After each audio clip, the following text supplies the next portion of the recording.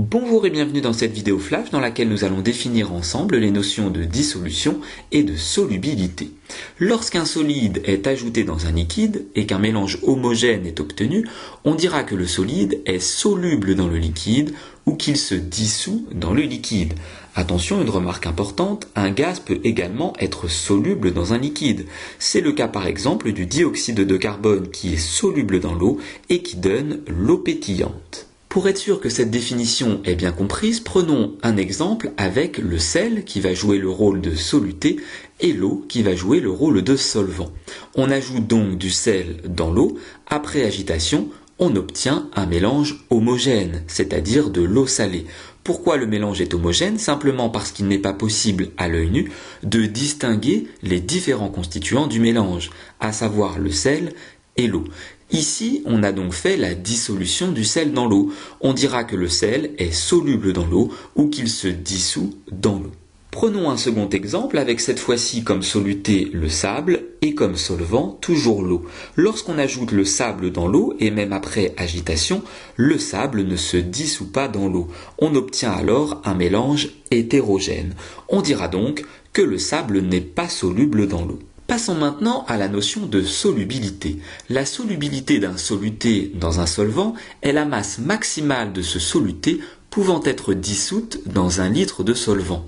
Autrement dit, la solubilité donne une idée de la capacité qu'a un soluté à se dissoudre dans un solvant. Intéressons-nous par exemple à la solubilité de différents solutés comme le sel, le sucre, qui sont des solides, mais aussi le dioxygène et le dioxyde de carbone, qui sont des gaz, dans l'eau, qui est le solvant le plus couramment utilisé. La solubilité du sel dans l'eau est égale à 360 g par litre à 20 degrés Celsius. Cela signifie qu'il est possible dans 1 litre d'eau de dissoudre 360 g de sel. La solubilité du sucre dans l'eau est plus importante que celle du sel.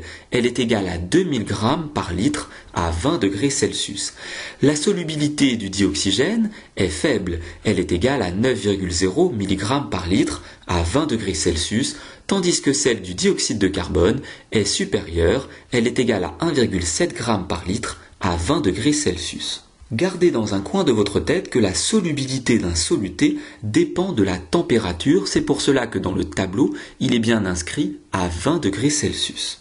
Seulement voilà, quand la quantité de soluté est trop importante, si bien qu'une partie du soluté n'est pas dissoute dans le solvant, on dit que la solution est saturée. Pour comprendre tout cela, réalisons une expérience à 20 degrés Celsius.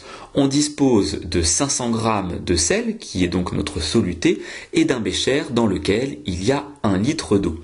On ajoute le sel dans l'eau, après agitation, on remarque que l'on obtient un mélange hétérogène. En effet, une partie du sel n'est pas dissoute et se retrouve au fond du bécher. On obtient alors une eau salée saturée. Essayons d'expliquer tout cela. Dans notre expérience, on place donc 500 g de sel dans 1 litre d'eau. Or, on a vu précédemment qu'à 20 degrés Celsius, il était possible de dissoudre dans 1 litre d'eau 360 g de sel. On a donc ici 360 g de sel qui vont effectivement se dissoudre dans le litre d'eau, mais 500 moins 360, c'est-à-dire 140 g de sel, qui ne vont donc pas se dissoudre dans l'eau. Ce sont donc ces 140 g de sel que l'on retrouve au fond du bécher à la fin de notre expérience. Cette vidéo flash est maintenant terminée, j'espère qu'elle a été claire. N'hésitez pas à vous abonner à ma chaîne YouTube et je vous dis à très bientôt pour de nouvelles vidéos.